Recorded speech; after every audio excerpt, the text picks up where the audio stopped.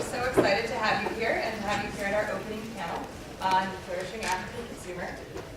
Thank you all for coming, and at this point I will pass it off to our wonderful moderator, Edward Smith. Great. Good morning, everybody. Firstly, I want to thank Wharton for inviting me to participate at this prestigious event and to be a moderator on this panel, which I think is a very interesting one. We're very fortunate to have four very learned gentlemen with us who each have quite a unique perspective and insight into the consumer market. I'll allow them in a second to each introduce themselves so you have a good idea of where they come from.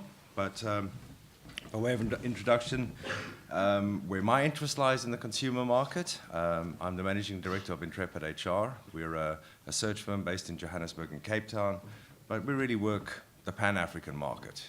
Now, we are mostly investment banking, private equity, asset management, the financial markets.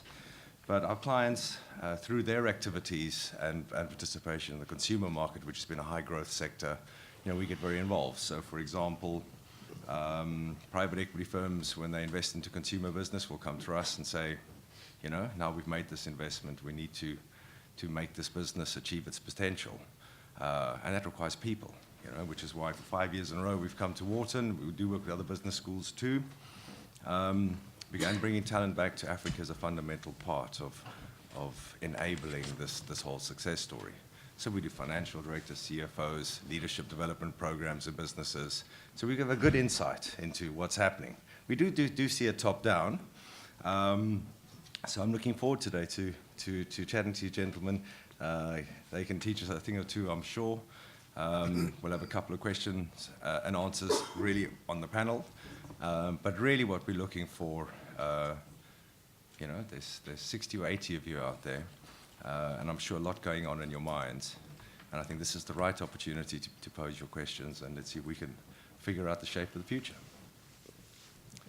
Great. So, Chiefy, do you want to start introducing yourself? Sure. Good morning, everyone. My name is Papawasa Chiefy Indom. I am an attorney and vice president and general counsel of Group Indom. And we're a diversified business group primarily operating in Ghana. We're in the hospitality, financial services, media, real estate, and industry sectors in Ghana. I went to Penn for undergrad, so I know this area very well. And in terms of consumer businesses, we've done a lot of work trying to figure out how to expand a number of businesses that were started from scratch in Ghana and also move them into the sub-region in Liberia, Togo. We also operate in the US and have been thinking about consumer businesses from that perspective as well, involving diasporas and returnees. One of the things of note, I recently did my transition after working in corporate America back to Ghana, where I am full-time. So for those of you interested in that dynamic, I have a lot to say in that area in that regard. Thank you. Hi, can you hear me? My name is Saf Yebo Amankwa. I'm also Ghanaian, happenstance. I am a senior partner McKinsey & Company in Africa. I'm the managing partner for the South Africa practice. And my relevance or background into this topic of consumer is that I serve 4 institutions that do spend a lot of time serving the consumer in Africa. So I work with one of the biggest telephone companies in Africa across 10 different African countries where we do a lot of work on pricing and consumer services. I also work with one of the biggest banks across Africa where we do a lot of the work helping to think about the African consumer and how you think about debt and pricing and products and services. I also do quite a lot of work with a distiller, a beer company, beer and wine company that services primarily Southern Africa. And so we spend a lot of time, again, thinking about what does the African consumer want, what do they want that is different from other markets. And then finally, I've spent the last year doing a very big restructuring for an old British logistics and retail company that has assets in Ghana, in Kenya, in South Africa, Mozambique, Namibia. And so I've had the privilege of looking at that market. It's mostly a fresh foods and and fish business, and, transporting it across all of Africa. So that's my background in terms of consumer. I think additionally, we at McKinsey published a report or did a report on the African consumer about a year or two ago, both in terms of what the African consumer is interested in and how they're buying and what they're spending money on, and then also how they're thinking about online. So can I also talk about that? Hi, my name is Alden. I'm a New Yorker, and I'm operating Subway in both Tanzania and Kenya. My partner is CJ Bach. He went to Wharton and actually ran the African conference when he was here a couple of years ago. So we started in Tanzania, now we're opening stores in Kenya. Our sort of goal for our company is not only to operate Subways, but to sort of be a go-to for American brands that want to enter the market. It's it's interesting for us because it's really direct contact with the consumer, and so we're getting to learn about relative to American consumers, do they go for a 6-inch or a foot long? There's all the supply chain issues, the personnel issues, and a lot of dynamics about trying to operate at a global standard in an environment that often for a lot of reasons operates at a lower standard. So it's a really good insight into the consumer, and I'm looking forward to talking about it. Good morning. My name is Frank Idu. I'm also Ghanaian. I'm a banker by profession. I've been in that field for 25 years.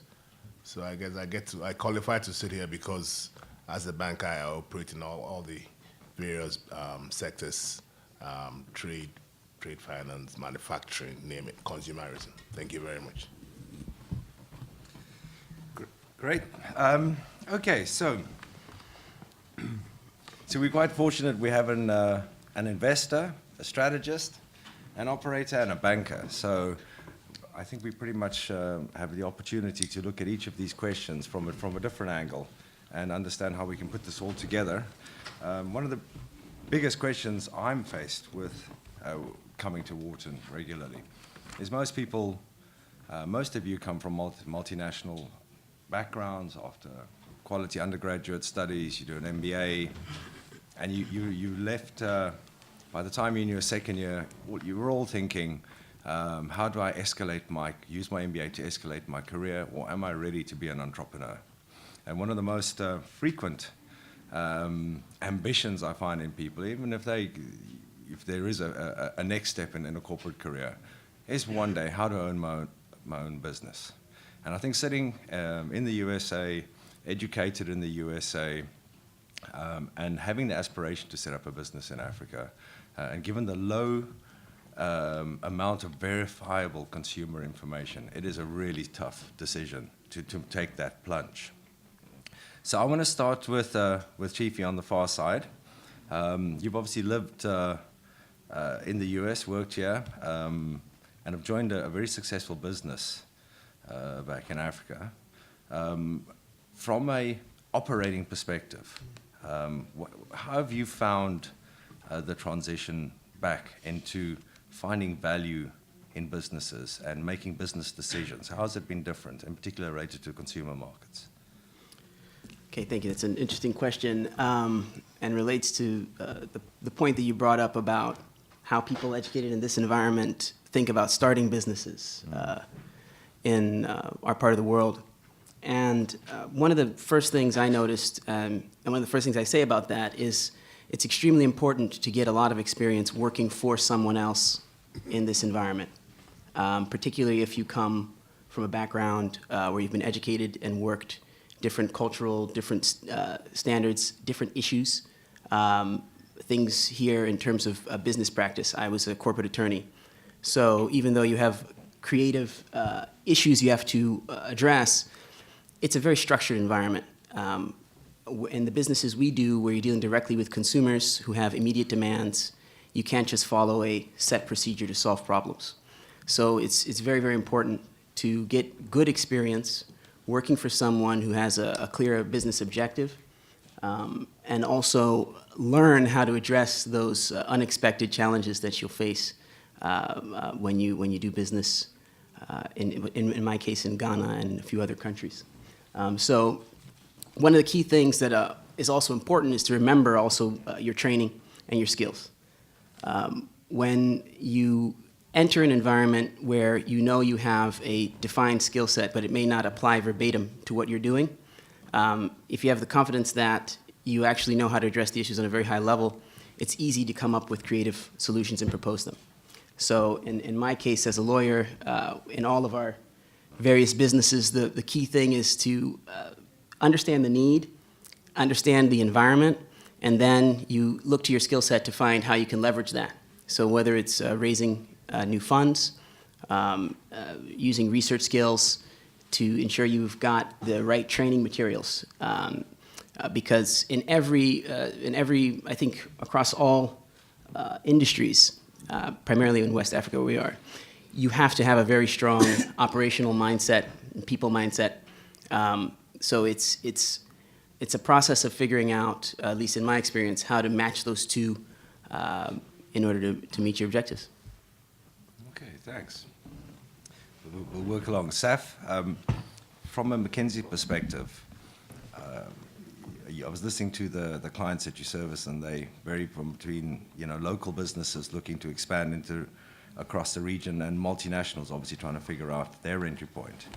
Is there, from a consumer market perspective, are there any sort of broadly key factors that McKinsey have identified or factors that you've consulted on and observed within your clients? If you had to create a checklist of the three key things you need to be aware of, what would they be? Sure. But before that, you say that, can I just comment on this answer?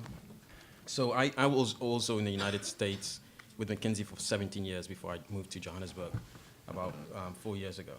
And one of the things that I would say, though, that is in terms of being an entrepreneur in Africa, there's obviously many more opportunities in Africa in terms of entrepreneurship in all aspects versus the United States, but it's harder. And I always say to people who come to talk to me about, especially McKinsey people who feel the energy in their gut, I want to go start something. If they've not have a track record of being successful in the United States, being an entrepreneur, I really am worried about them going to Africa to be an entrepreneur. So just a byproduct. In terms of what does it really take to win in consumer in Africa, I think there are 2 or 3 things that we spend a lot of time with our clients on. The first is supply chain and logistics. It is unbelievably expensive and difficult to get products to different parts of Africa on time, with the right quality, and so on and so forth. We actually think about it as an opportunity rather than as a problem. I mean, getting things through the port in Nigeria is an art form in itself, and or in Angola or in Kenya is actually not that bad, but finding it's a huge competitive advantage to be able to have a functioning logistics and supply chain in Africa, especially if you want to play across Africa. That's number one thing we work on. Second is commercial skills and capabilities, right? How do you price? How do you think about merchandising? How do you think about reverse logistics? I have a client that is selling mobile phones across Africa. One of the biggest issues is reverse logistics. What happens if something goes bad and you need to get it repaired? How do you think about branding when sort of advertising channels are not, radio is still the best, but people are trying to use a different advertising. So the whole commercial function is something that we spend a lot of time on. And to the point I think we'll talk about later, obviously, skills and capabilities and talent is always an issue to drive good customer experience. I think we've changed our mind a lot, by the way, over the last 4 or 5 years of working in Africa as McKinsey. We used to be very focused on trying to bring in talent from overseas, and we've come to the conclusion that actually is much more expensive and more difficult to do. And so we're spending a lot of time with our clients creating talent engines within themselves or within Africa where they can bring people, train them, so that they can actually participate, help them in the RHA businesses, especially in consumer. Okay, very interesting. So it's good that there's a switch towards developing skills on the ground. Excellent. Okay, Alden, as the man on the ground, living the experience, having taken that big step, we touched on a few of the factors here: supply chain, people, commercial pricing. One of the key aspects that I would like to understand, particularly about your experience, is pricing of products within a U.S. context, where Subway sits, the product, the value you get. Where does your pricing sit relative to the local market for your products, and how much of a factor is that in determining your success? Okay, relative to the U.S., it's about the same cost, but I think pricing strategy is so important for any business. Our competitor KFC made a big mistake when they came into both Tanzania and into Kenya with their pricing. They priced too high, and there's a lot of pressure. For example, Subway, of the couple of hundred countries it's operating in, we have the highest chicken cost on the planet. And so a lot of people either want to raise the prices or dumb down the product, both of which we fought back very hard against. And I think on a pricing strategy, to really get down to the micro, I think it's important that you have a spectrum across the board where you have entry-level prices, where you can broaden your consumer base, and also you have consumers who really don't care whether the sandwich is $5 or $10. So I think it's important to keep in mind on the micro of a pricing strategy that you want to have very broad appeal, and to be careful not to price yourself in a way where you don't build on a local thing. It's funny, when we had our grand opening sale, one of the employees from the service station came in and she bought a sub, and she said, oh, no, please don't put it in a bag. I don't want people to think I'm so wealthy that I'm buying your product. I'm going to just sort of take it out in my pocket. So, there's I think a perception that Western brands operating in an African environment will be very expensive. I don't think that has to be, and I think if you can offer a value, you can do very well. If in fact you could deliver like a McDonald's dollar meal, you would feed the entire continent. So it's sort of balancing out your own margin and figuring out who you want to service. So, in short, I think pricing strategy is absolutely key. Okay, thanks, Alden. Right, Frank, so as the banker who sits with all the funding to enable all of this, and having to make very key decisions about building your client base and taking risk. Given the relatively low visibility of financial controls in businesses, particularly the high growth sector, very cash flow, cash-based, I mean, how do you go about it as a banker to find a ways to secure your loans and decide who to lend to at what price? Are there any particular challenges that are consistent? Thank you very much. Banking in Africa. I'm not sure that it's an art, skill, or a science, but we try. The business space in Africa, or let me talk about Ghana for instance, or in particular. There's a lot of informal activity, informal economic activity, informal sector activity, and they all need financing. They don't have books, they don't have audited accounts, they definitely do not have supply chain management and logistics. But they form 70% of the economy, and if you want to grow, you've got to lend to these people. So we find ways, but lately, since 2008, and the crisis and meltdown in Europe and the Americas, and the imposition of so-called Basel II, and now we are going to Basel III, we are forced to follow more formalized ways of lending to these sectors. So we've introduced credit bureau systems like you have in the West. Central banks have gotten more detailed in their regulation and regulating the banks and insisting that you get security, etc. The collateral registries have been set up. What happens then is that the majority of the informal sector businessmen are not able then to access financing from the banks. So you have had in Ghana a proliferation of what is called non-bank financial institutions. And as we speak, there probably are about 250 of them. Maybe 5 of them collapse every day, and 10 more are licensed every day. Some run away with people's depositors' funds. They charge very high rates of deposits and lend at they offer high rates for deposits and charge very high lending rates. What, as a bank, Cal Bank, what we've done is we also have in Ghana about 237 what is called community banks. These banks are banks that nobody can control. It's owned by the communities. They probably will have, say, 100,000, 50,000 shareholders each. Everybody probably paid $10 to be a shareholder. These are the people who live in the districts, and so for us to be able to access those markets, we make lines of credits up to about, say, $2-3 billion to these community banks, who then go and make their $500 or $1,000 loans. And interestingly, it is the customers of these community banks who produce all the cocoa that Ghana exports.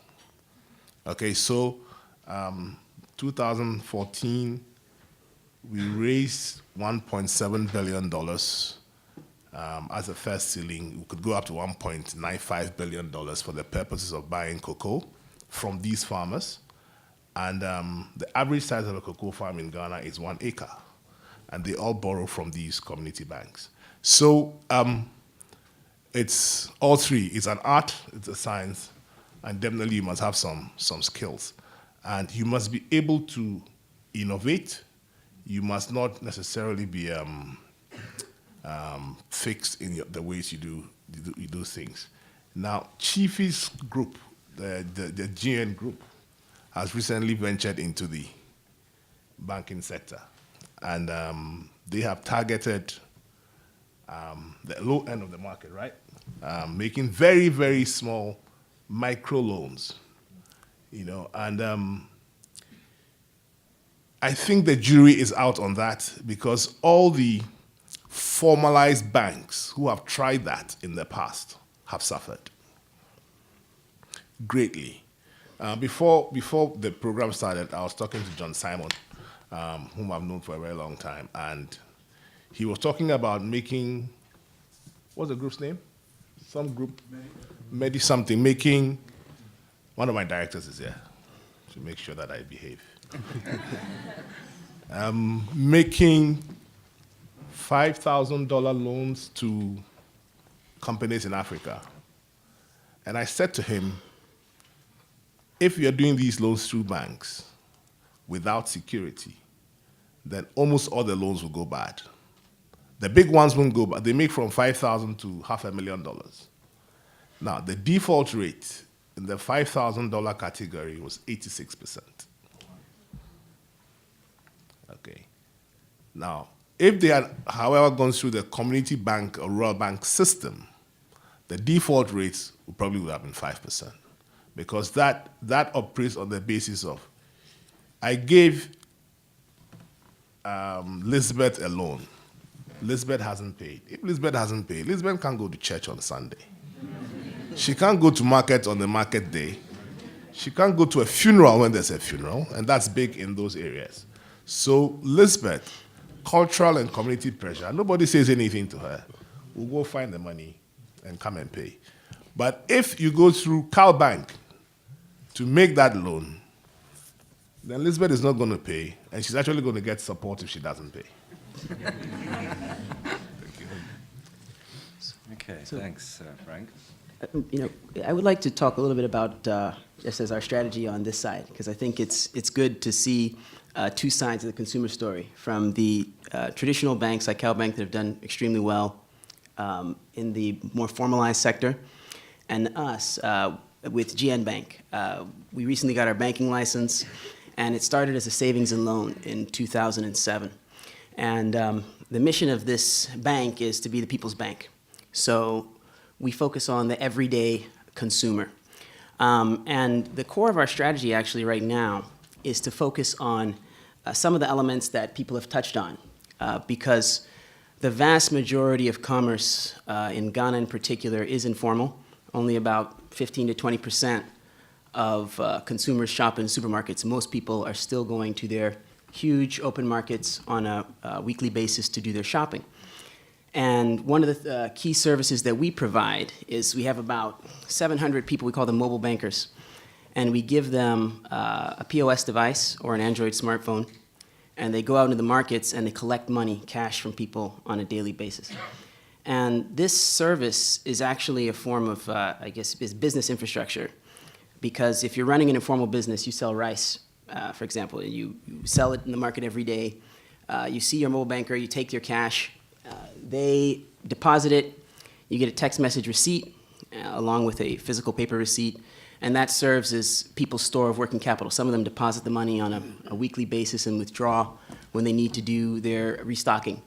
But the core for financial services in Ghana, from our perspective, is really focusing on ensuring that we have a savings culture.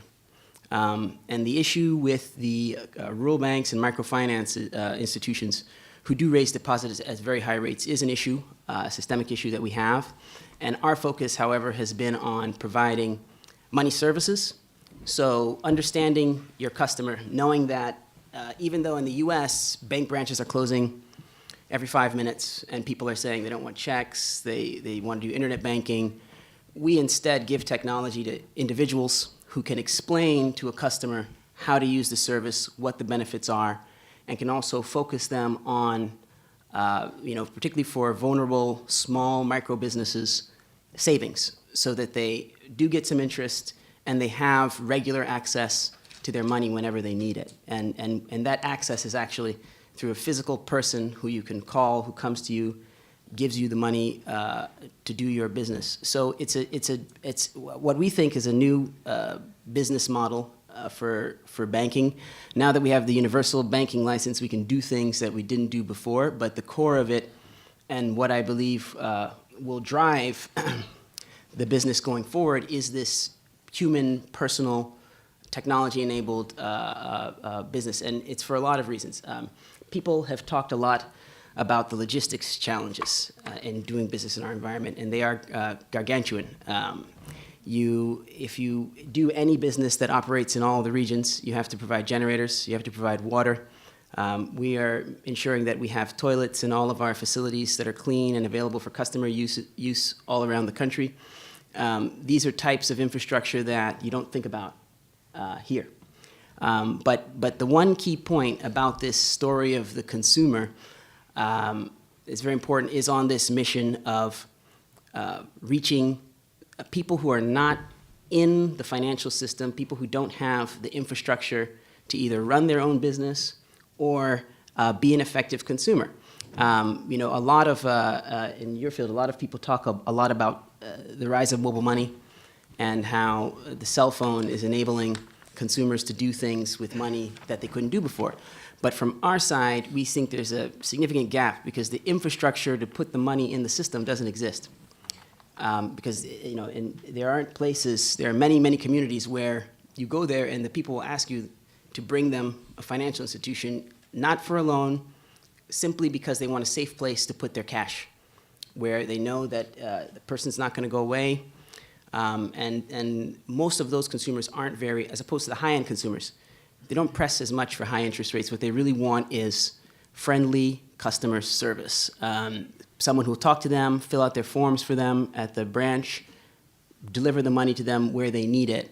And we operate in a lot of sectors, and the key thing running through a lot of those businesses is that aspect. Despite the challenges in hotels, for example, when people talked about pricing, I was laughing inside for a minute because between the U.S. and Ghana, we have a hotel in Accra, and we charge what we think is a very, very reasonable rate, an average rate of around $100 a night. Now, for an American consumer, you can go to a hotel, and for $100, you can get a lot more than you can get in Ghana, because you don't have to have a huge generator running. You don't have to have a fleet of 17 cars for your procurement of your food. The water provision is regular. You don't have to have tankers coming in every couple of weeks. And because of those challenges, we could say, okay, we'll raise our pricing, but then we'd lose our tier in the mid-market. So the way to bridge the gap is to ensure that you're providing very, very excellent customer service, so that if you do say, there's a problem, you say it with a smile, you make the customer happy and want to come and do repeat business regardless of the challenges you face. Great, thanks, Chiefy. Saf, just on that, I have read your survey from a couple of years back, the consumer survey, and it obviously covered really all the key touch points. But 2 years on, has there been much involvement of those thoughts? Any particular areas, new trends? Because 2 years is actually a very short period of time in actual time, but in the growth of the market has been quite significant since then. Yeah. I think, the report that we did talked about a lot of things. Let me just mention 2 or 3 things that surprised me, and then things that I've learned as I'm doing my client work that stand out. The 2 things that really stood out for me in the work that we did was the attitude of African consumers, especially African female consumers, in the retail space or retail apparel space. One of the things that we did not expect is the preference, especially in West Africa, of African female consumers for local brands. That was very surprising. It wasn't so much in North Africa, but in Southern Africa, but in East and West Africa, the huge preference for local brands was surprising. By the way, when you dig underneath it, one of the main reason was continuity of supply, or understanding of needs. And by the way, it turns out this is not just a consumer female thing, it's actually an African thing. When you go in, even in the B2B space, when you talk to businesses who buy technology, one of the biggest drivers of purchase is actually continuity of supply rather than necessarily innovation or capability. That was surprising to us. I mean, we felt it in our gut, but we didn't realize it was so strong, right? So the African women prefer, especially West African women, prefer to buy clothes, even if it's 20% or 30% more expensive from their local tailor than to buy a European brand. That shocked us. Second thing that surprised us that we continue to find is the role that the internet is starting to play on the African consumer research and decision making for high involvement purchases. We especially the urban African consumer, obviously, and that surprised us a bit because we thought that was. I think the general feeling was that the internet is not that pervasive. It actually turns out in the urban markets, internet is very pervasive, and young Africans especially use it to make a lot of decisions about their purchases, both physical purchases but also services. And that trend actually, I'm just doing some work right now for my mobile phone company client, and we're looking at the e-commerce opportunity. And that trend actually has accelerated. I think if somebody mentioned in the plenary that if you fast forward, 10, 15 years from now, more than 60 to 70% of the GDP in Africa is going to be in 40 or 50 cities, right? And the retail infrastructure to service those Africans is horrible, right? I mean, I think, in a city like Lagos, I mean, I think it only has like 0.1% of the retail space it needs relative to the consumer market, and therefore the internet is going to play a very big role in terms of servicing those consumer needs. And what we're finding is that in terms of both research and decision making, that is going to be a much more important channel than what we actually suspected. the last thing I'll say is that it actually it is interesting. You know, I have one of these hobby horses. You know, things that that trigger anger in me, which is whenever it used to happen a lot more 10 years ago than it does now. But whenever Africans got together on conferences like this and talked, it was always very interesting that you know you never. So I used to do a lot of work in Asia when I was at McKinsey in North America, and you know you go to investment conferences and so on and so forth. People in those conferences never bring the issue of government and societal improvement into the conversation about business. But in Africa, but Africans, when we ever get together and talk, it's very intermingled. And it always used to bother me. I didn't understand. I'm obviously a very big capitalist. So I never understood why the issue of social. I mean, I understand that both things are very important. But when we're talking about money, we're talking about money. And when we're talking about lives and we talk, it's a different conversation. I think it's changed a lot more. And one of the things that's really changed is that because there's so much business going on in these cities, the issues that we've talked about before, like getting things through customs, has actually improved a ton. It is actually quite, we do a lot of analysis on the effective cost of supply chain in different African cities as we prioritize cities for our clients. And what I'd say is that, I just did this for another client last month, and one of the things that's really surprised me over the last 2 years is how much the effective cost for getting goods into African cities has come down. Sure. Thanks, Eldon. I mean, obviously, one of the last 5 years, big developments around the retail is shopping centers. Very new to Africa. I mean, where are your suburbs based? Do you base them in the shopping centers where you got walk by trade, or how do you use that phenomenon to your advantage? That's sort of interesting for me because we've been fortunate to end up with all of your basic categories.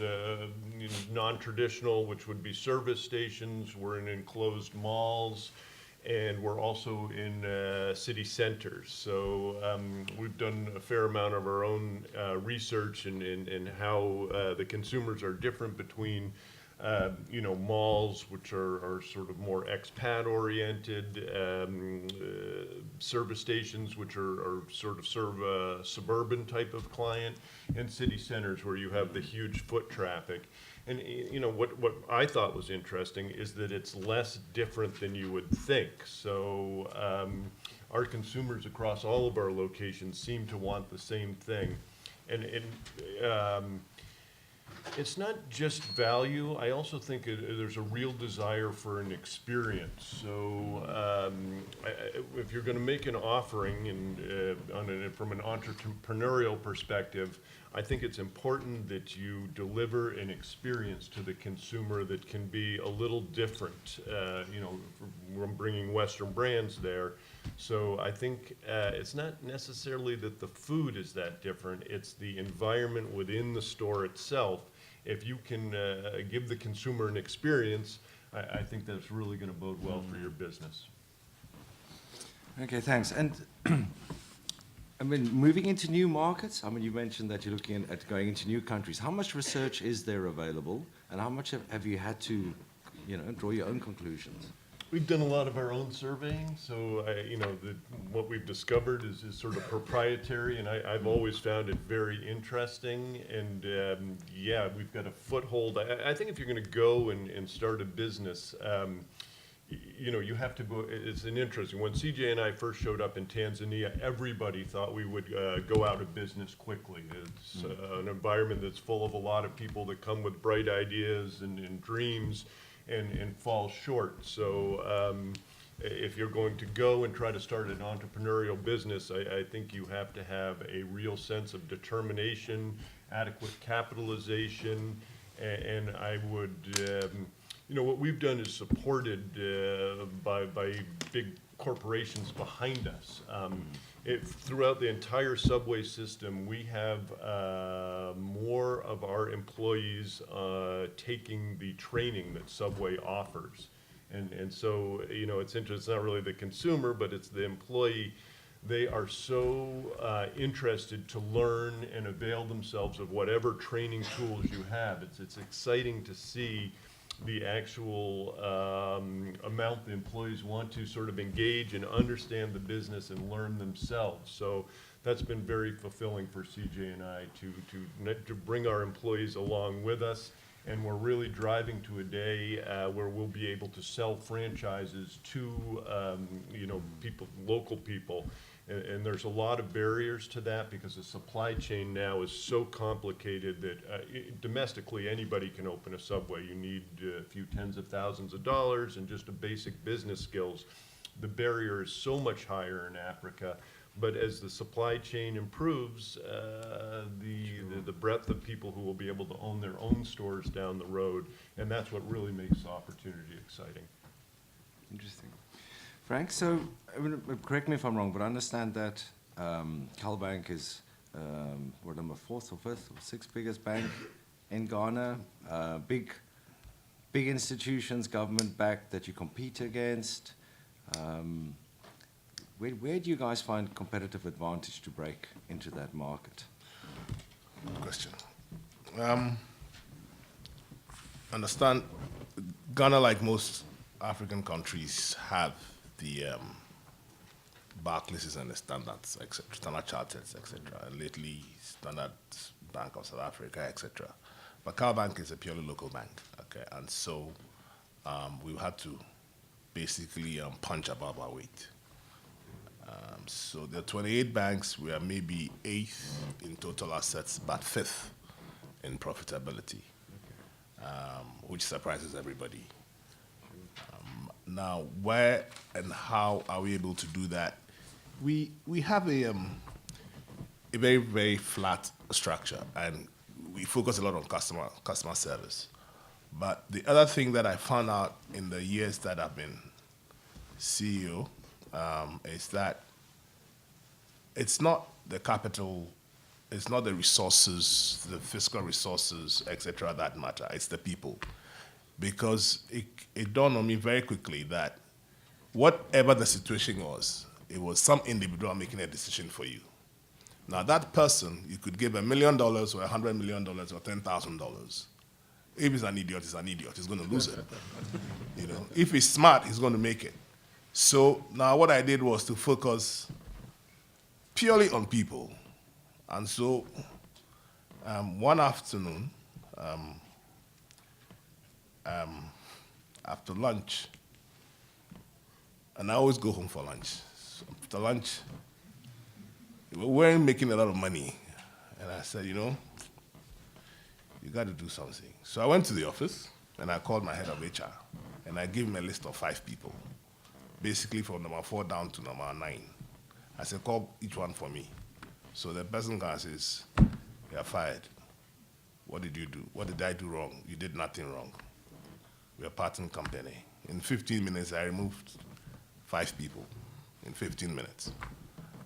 And I was prepared to go to court to fight, how do they call it? Illegal something. They can sue you under the labor law. And then I started all over again. And this has nothing to do with anybody here who's over 50. I'm over 50. But I decided I was going to work with only young people like you. I made a decision that afternoon. I'm going to work with only young people. No more 50-plus people. I left 250-plus people. One of whom is today the CEO of Group Indo. And Animal. Yeah. And so I now focused on people, recruiting smart people, and training them. And that made the difference for me. I'm telling you, these guys, they work. I mean, they do their work and I take the credit. Which is the way it's supposed to be. You pay your dues and you also get there. And then somebody will work for you to take the credit. Really. So I've invested in a resource center, which bets, I think, 30 people. And there's year-round training. Every day there's training. We have a graduate training program. And when you qualify for it, it takes a year. We actually put you through training for a year. The last one, 2,000 people applied, went down to 50, then held interviews. I sat in the interviews, presentations, cut them down to 40. After 1 year, 10 will not survive. And that I think is what has made the difference, because we have shown, we've basically doubled profitability year on year for the past 5 years. Yeah. That's I think is what, so for me, the people, I think the people is, and if you want to be an entrepreneur, you should focus on that. You know, you have to get the right people. I've made some really terrible recruitments, but I think that we've also made some very smart recruitments. Yeah. Okay.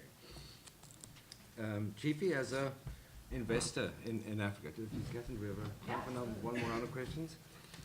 As an investor with such a diverse portfolio, I mean, where do you go to next? Is your business opportunity driven, or are there particular sectors or consumer product areas you feel are underdeveloped or underexplored? Without giving away too much of your business plan, of course. Okay, well, first let me clarify.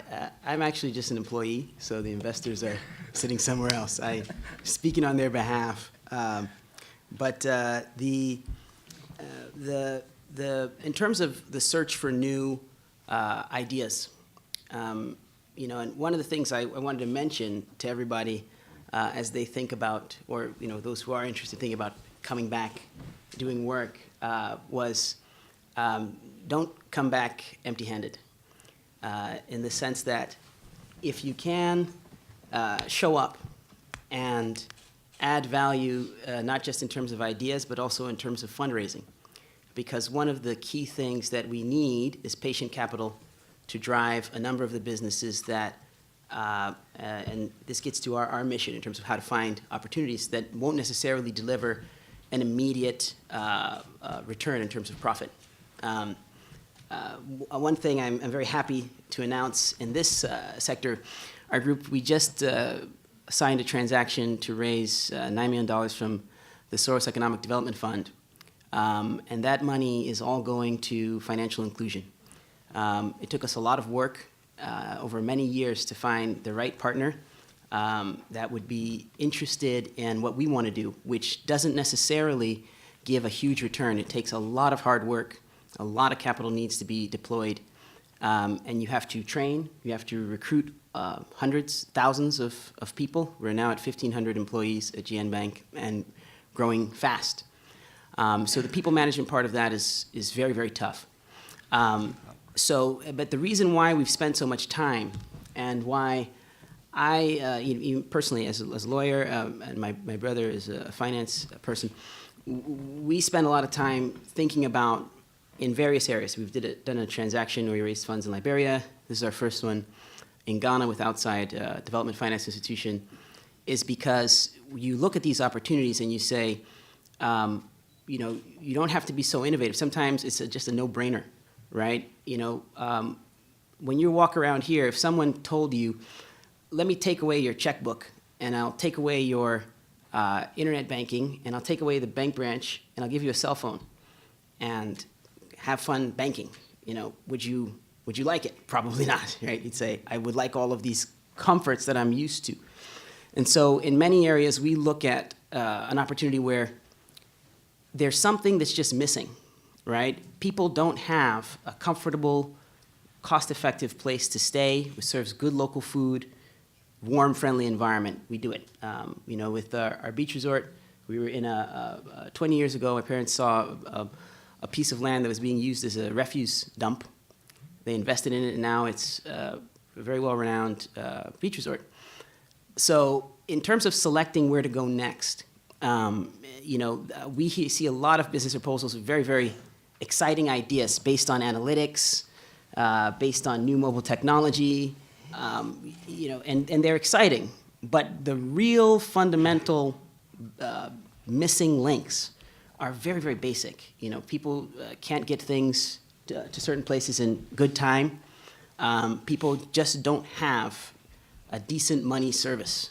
So, you know, in terms of what's next for us, I mean, we have a model now that's been, we're starting to talk about it. For a long time, we didn't mention, for competitive reasons, what we were doing in terms of expanding out into the country, reaching lots of people. But now it's out. We're a universal bank, and this is what we're doing. We're going after the everyday people and trying to ensure that as many of them as possible. In Ghana, we have about 66% of the eligible banking population doesn't have a bank account. So, and getting to those people is expensive, and they're not going to have very high balances. And from many perspectives, it's difficult from a business standpoint because in each case, like for example, take a technology service provider. They don't care whether your customers have 50 CDs or 1 million in each account. They want to charge you for each account that you use on your platform. So there are a number of things you have to try and innovate around and adjust in order to make the models work. But the key thing here is, we do a lot of research.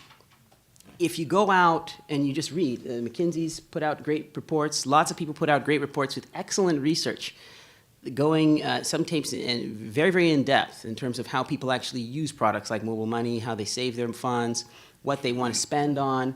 But the challenge is actually operationalizing it. And that takes a lot of discipline and sacrifice. And so for the people who are here, if you're considering coming back and trying to go, or coming back or leaving, let's say you're just an American or from somewhere else and you want an exciting opportunity, I would say you should look at places like Ghana, Nigeria, Sub-Saharan Africa. But when you try and address those opportunities, make sure they're simple, make sure that you're willing to sacrifice. You won't get paid as much as you'll get paid elsewhere if you want to address the hard challenges. And that's where that point about not coming with empty pockets comes in. You should have an idea of, if I'm addressing a challenge that's going to take 10 years to solve, because some of the things that we're looking at, they're not really going to get to the point one to get to 5, 10 years. How am I going to raise the funds, and how am I going to have the shoestring budget to dedicate myself to making that happen? If I may, just to add on to what Chief has said, I think the other thing is not to fall in the trap where you think of Africa as one country and the people have equal behavioral partners. When we think of Africa as one market, yes, we should. But you must understand that the 54 countries have 54 different behavioral patterns and peculiarities. I remember when we were doing a capital raising exercise, some investors came to my office and insisted that we should follow the equity bank model. And I said, I'll tell them a story. Western Union, money transfer, etc. When I was sitting in my office and a friend of mine from Banjul, the Gambia, came and said, he wants to take me to the governor of the Central Bank of Gambia. I said, why? He says, because he can get me a license in 24 hours. And I said, but why don't you want to take it? He says, I don't want a banking license. But this gentleman had a money transfer service. And in Gambia, when somebody receives $100, he goes and says, can you keep $80 for me? I'll take only 20. By the time he realized, he had 10,000 such customers. And he was holding more dollars than all the other banks in Nigeria put together. Now, in Ghana, when somebody receives $100, he comes and he says, can you give me $120? Okay? So the behavioral partners were completely different. So when this gentleman came and says, we can do equity bank, we can turn car bank into equity bank, I said, you have to be very, very careful. Because 10 years ago, we had taken Fundamo, who wrote the mobile money software for MTN in South Africa, to Ghana. 2-3 years on, nothing was happening. 5 years later, mobile money, now MTN itself takes it up. And slowly it's building up, okay? So you cannot say, because, and when people see M-Pesa and Equity Bank today, and they think it started just yesterday. But like as Chief is saying, it's been a very long grind, you know. But the critical thing is, do not listen to us and think Africa is flat, you know, because Africa is not flat. Africa has great opportunities, but Africa has distinct peculiarities country per country. Between Ghana and Cotonou, which is Ghana, Togo, Nigeria, and Cotonou, 4 countries. It is shorter to get to Cotonou from Accra than it is to get from Accra to Kumasi, which is within Ghana, okay, by distance. But it takes, we went to set up a bank in Cotonou, so I had to go there 6 times a year. It took me 7 hours to travel just about 200 kilometers to Cotonou anytime I was going there because of the various difficulties and peculiarities. But I also say that, Africa is a great place, and I think you have more opportunity of becoming very wealthy if you went back home than you have staying in America. Trust me. How is the market different Yeah. for a guy on the ground? So let me just allay a myth, one myth, which is the McKinsey in Africa serves multinationals. In fact, 95% of our work is actually for African companies. In fact, most of our partners and associates do not like serving multinationals. I mean, American or European multinationals. And so we've pivoted. We have about 400 people serving clients in Africa, and 95% of what we do is for African companies. So I think there is, in terms of entrepreneurs going to Africa, I think there's 2 things that I would say. I think the first thing I'd say is what I said earlier, which is actually very difficult to be successful. There's a problem in Africa of these positive bias stories, right? Everybody never talks about the 100 people that failed. Everybody talks about the one that got away, right, and succeeded. And so you got to just be very careful. If you can't be, it is so easy to be an entrepreneur in the United States. Your credit gets cleaned up after 7 years. People actually celebrate failure. Access to capital is actually very, very easy. You get credit card things all the time. You can start a business on a credit card. Versus in most African countries where it is actually super, super, super hard, right, just to get going. So if you're not an entrepreneur here, please be very careful about leaving your banking job to be an entrepreneur in Africa. That's number 1. Number 2, I actually think there's 2 types of entrepreneurship. And the second is not talked about or driven hard enough, both by people wanting to go home and also by the companies in Africa.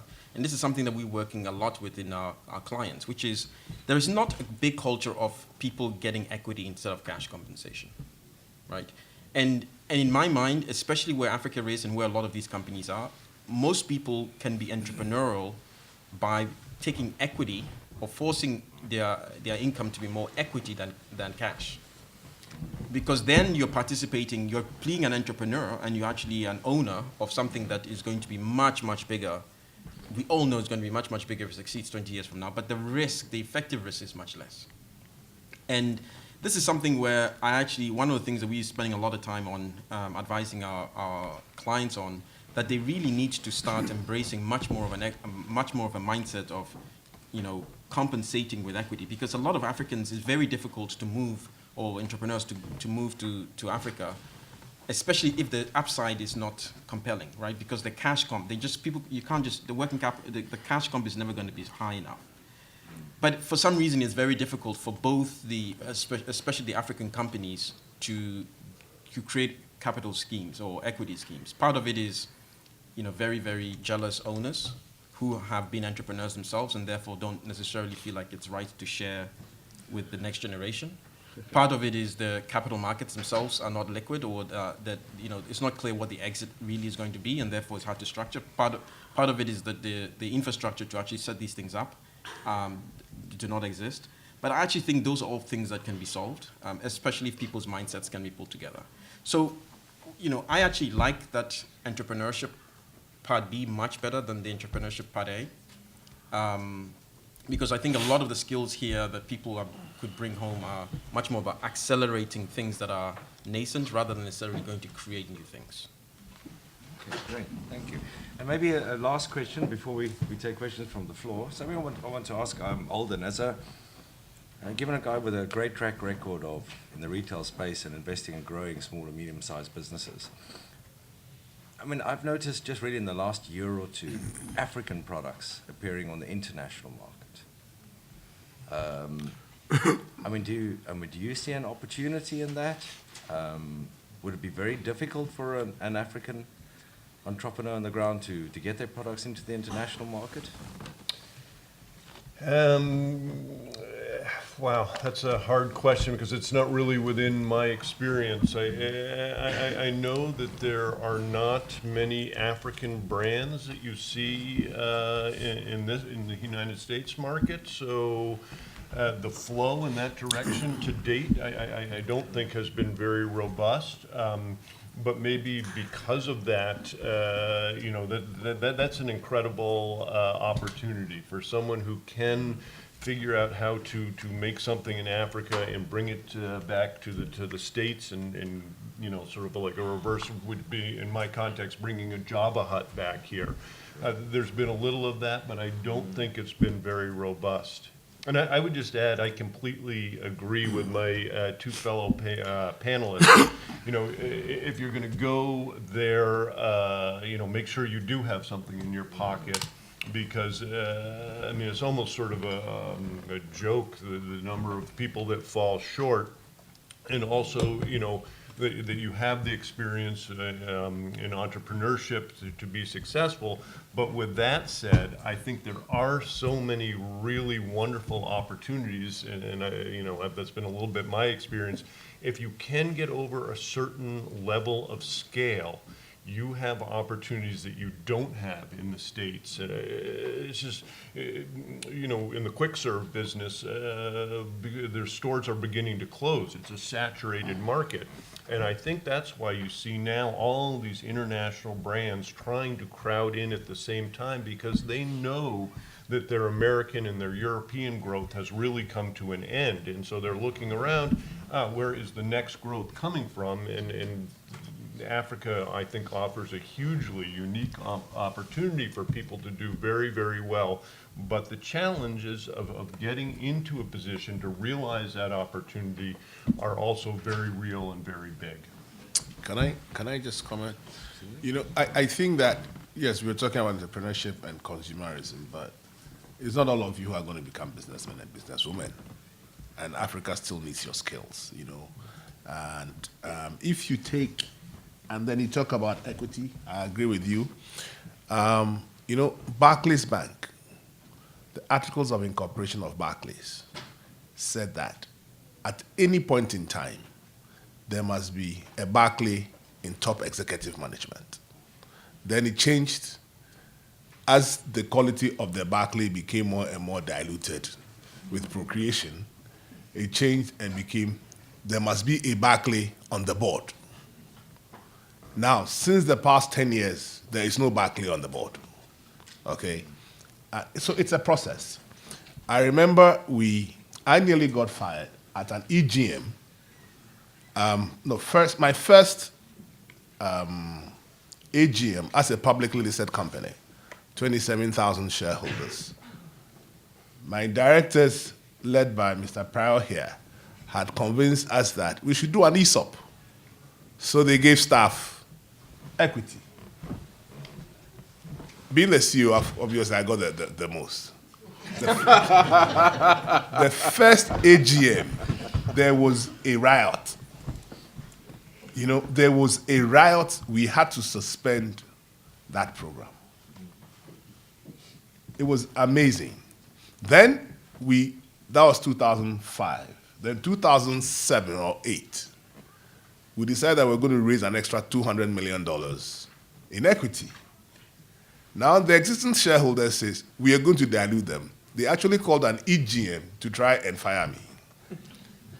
So again, you have, as I've said, people who, what they are holding, they are not prepared to share. But I'll tell you a unique story. I set up a private school. And the first 22 students who came, One of them, the parent, had picked up his three kids from school and says, they said, this new school, let's go check it out. When they got there, the kid says, tomorrow this is where we want to come to. So the parent came up to me and says, my three kids want to come to your school. It means that being kids, if they want to come here, it means the product must be good. Okay, for whatever reason, they want to come here. So if you want me to bring them, they make me a shareholder. So I said I agreed, because I'm a businessman. I ended up with 11 shareholders. That was 12 or 15 years ago. And I said, don't talk to me for 10 years. Don't talk to me for 5 years. After 5 years, come and ask me about your equity. But after that 5 years, I will buy you out. And they agreed. So now, we've gone from 11 shareholders down to maybe 6 because I'm buying everybody out. So both sides happen. I think it's more a matter of how you want to go about it, who you meet, and then how you negotiate it, you know. But I don't think, Saf makes a very good point about equity in the business, and I believe in sharing because I don't think that if these guys hadn't given me shares in the bank, I'd be working as hard as I do, you know. So I think it's very important, but the situation, both sides will happen. Thank you. I told my employees I was going to profit share with them, and they looked at me like I was crazy. And I said, "Oh, we do X this week, and you'll get some of it." And they, What's the catch? Any questions?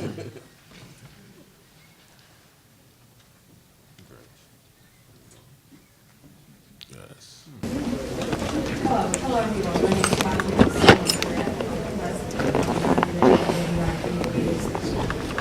The question I have is, have you considered tailoring your business strategy to millennials, which is between the ages of 18 and 35, through the use of social media? And if not, we should talk after this. Oh, yeah. I mean, look, you know, I have 3 sons. The last one is actually here. And the first one went to New York University. And then after school, he moved to London. And he opened an account in one of the banks. And then they said he should come to the banking hall. So he calls me in Ghana and says, why must I go to the banking hall? I want to do everything by my phone or my iPad or whatever. 5 years in New York, I never entered the bank. You know? So I went to work and I said, well, the demographics of the country, 40% of the population is below 18. They would get to 18 and above in the next 2-3 years. So I called my strategy team and I says, you know, we cannot continue with brick and mortar. So we have Facebook, but confession, I've never been on that. I don't know how to do Twitter or any of those things. But I know the bank has it, and they deliver a lot of services and information through Instagram. But I know all of them, Instagram, Facebook, Twitter, and LinkedIn. So yes, it's as far as CalBank is concerned, it's a medium that we are using, and we're using it to target our markets. all over it, and really great feedback from my consumers. They love it. We use it, but it's a bit of there's a dichotomy. I know Ghana quite well. We've been advertising on Facebook for a number of years. We've got about 2.2 million active users on, let's say, Facebook, and a similar amount of active of people active on the internet generally. So it's a very important market, but in terms of our overall population, the World Bank estimates that only about 12% use the internet regularly in Ghana. And of those users, we've talked to a lot of people. If you look at things like YouTube and other new media forms that are marketed towards millennials, in Ghana, because of the current inability to get very good, fast, cheap internet in the home, you see a lot of Monday through Friday usage when people are at work, and about 70%, if you run an ad on Facebook in Ghana, about 70% of those people view them on their mobiles. And so when we interview people, I ask them, how do you use the internet? And most of them are using it on their phone, which is a fine experience, but it is inferior to the full experience you get when you are a millennial in the US or UK and you grow up immersed in the process. So yes, demographically, as Mr. Adu said, about 40% of our population in places like Ghana and throughout sub-Saharan Africa are millennials. There are many, many, many, many young people. So we use the tool, but mass media, traditional mass media, in our case, radio, newspaper, television, is probably going to remain dominant just because of the minority of people who have the funds and regular service available to use it. So, you know, for example, at Subway, right, or at KFC in Ghana, they should use it because their consumers in Ghana are hooked on their phones. They're on WhatsApp, they're on Facebook, and it works for those areas where you're dealing with a, I would say, for our market, high-income consumer. But we've got economies that move at two speeds. We have these little pockets where there's more income, more access to internet. In Accra now, you can actually get very, very fast internet at a good price. But it's very, very recent, past few months. And then you have the rest of the country whereby incomes are quite low, and even for young people, they don't have the benefit of those tools. So we have a lot more investment in infrastructure before we will get to the point where it is here, where you're seeing businesses being completely disrupted by mobile and social media. One more question. Hello everyone, my name is Simon Sihama. I work in market research in Washington, D.C. My question is tailored to Mr. Ndum and Mr. Adu, who's not here. But my question is, can you speak to the availability of capital or access to capital for registered small and medium-scale enterprises in Africa, and also to youth entrepreneurs? It's limited, and it's a challenge everyone recognizes. You know, for us, one of our goals now is to raise more concessionary funds, so funds at interest rates that are below market, to seed these markets along with grants and guarantees, because as for all of the concerns everyone has mentioned, running an SME in where I know best is in Ghana, from my experience dealing with people, is extremely difficult. You know, getting through the registration process to get all your paperwork and everything in order, regulatory licensing, logistics. You know, there are many SMEs that have been damaged severely in our country due to exchange rate losses for small businesses that make their money importing any type of equipment. It could be from phones to iPads, generators, because of macroeconomic conditions that they can't control. So they're subject to a lot of risks, and there needs to be more financing, but in order for it to be sustainable, a lot of it has to be done at a concessionary rate to allow these businesses space to grow, make mistakes, and not be constantly harassed by their lenders. So. Unfortunately, that is all the time we have for questions, but let's give our panelists and our moderator a big round.